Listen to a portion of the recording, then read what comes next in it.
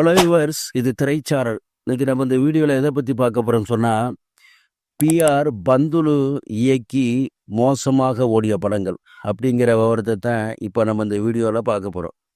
பொதுவாக 100 நாட்கள் ஓடாத படங்களை தோல்வி படங்கள் என்று சொல்கிறோம். 50 நாட்களுக்கும் குறைவாக ஓடி சராசரிக்கும் கீழாக ஓடிய படங்களை மோசமாக ஓடிய படங்களாக சொல்கிறோம். இப்பொழுது பிஆர் பந்துலு இயக்கி குறைவான நாட்கள் ஓடிய படங்களை பார்ப்போம்.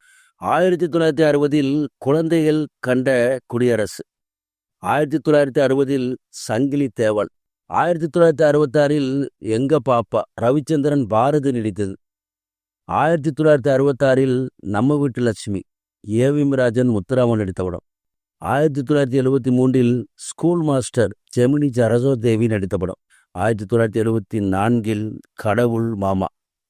இந்த 6 படங்களும் பிஆர் பந்துலு இயக்கி 50 நாட்களுக்கும் கீழே ஓடி சராசரிக்கும் கீழே ஓடிய படங்களாகும். பிஆர் பந்துலு பெரும்பாலும் 100 நாள் ஓடிய படங்களை கொடுத்திருந்தாலும் 50 நாட்களுக்கு மேலே ஓடிய படங்களை நிறைய இயக்கியுள்ளார்.